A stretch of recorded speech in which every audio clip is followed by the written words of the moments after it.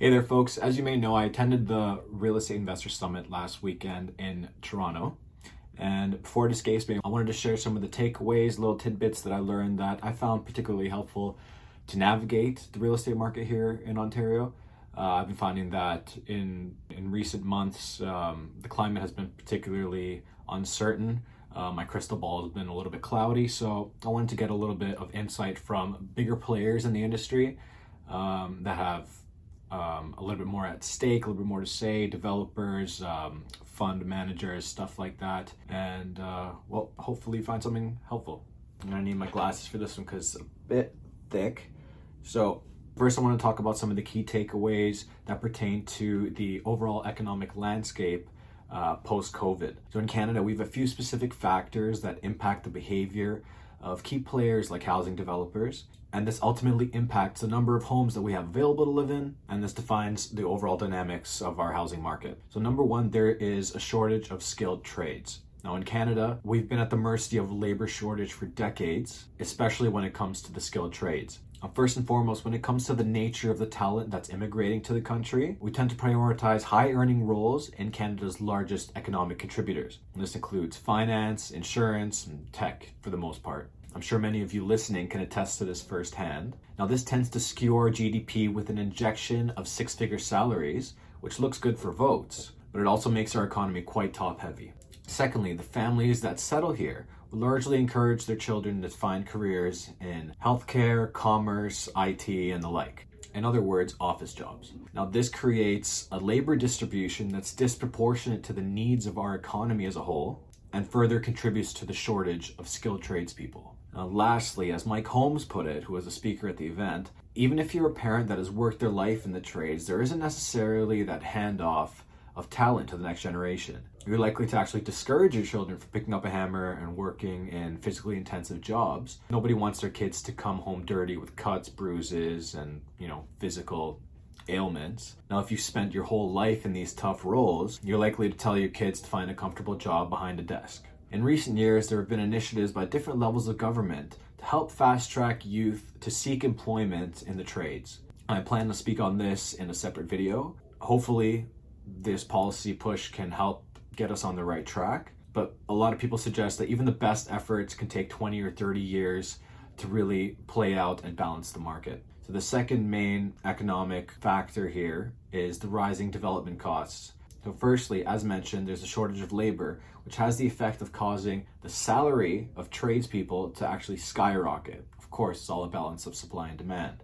Now the cost of hiring electricians, plumbers, framers, all the people actually involved in building a particular housing project. Now this is all increasing by a large factor, impacting the bottom line for a developer. This acts as a disincentive to build more homes and reduces the overall housing supply.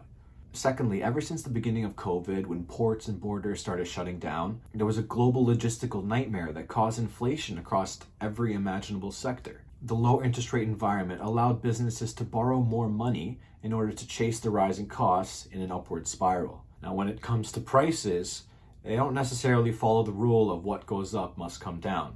There have been a few sectors that have improved, like our timber industry, but it's my understanding that the logistics sector as a whole, especially in Canada, is spread incredibly thin.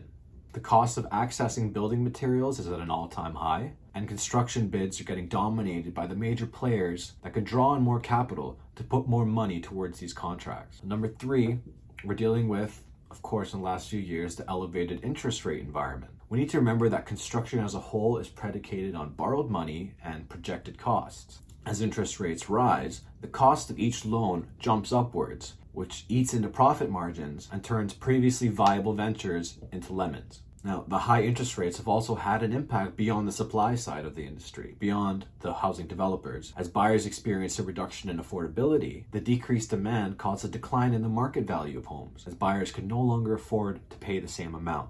Now, this is what we refer to as the market correction, which took 15 to 20% of value away from the market on average. Now, from the perspective of the home builders, the potential upside of building a home has drastically decreased. Many builders have decided to hold off on releasing their projects as there's a higher chance that they wouldn't even be able to sell enough homes to begin construction. For the buyers that had already purchased a home from a builder and were waiting for completion, the drop in market value had caused a decrease in the appraisal value for the homes when it came time to close on the property and obtain a mortgage. Now, this is when we heard stories of entire stretches of housing developments going up in flames, literally, which is rumored to be happening to try and avoid these money loss scenarios. The fourth main factor here, of course, is the ongoing population growth. Now, for over 5 decades, population growth has outpaced the rate of housing completions. In recent years, the gap has widened even more as we've overshot the federal government's 500,000 immigration target by more than double. Now, all measures are pointing to a rising demand in housing far beyond our economic capacity to keep up. I'm not sure if you guys are up to speed, but in 2022, our target was 500,000 immigrants. We got 1.1 million people. In 2023, again, 500,000 target, 1.2 million people. So for the last 2 years, our target was around 1 million people, but we got 2.5 million new immigrants into Canada during that time. Now, if you compare this to the rate of homes being built, which has stayed pretty much consistent for the last 50 years, it's no wonder that we're getting outpaced. So now I want to speak a little bit to the economic outlook and how things are looking now as interest rates are starting their decline.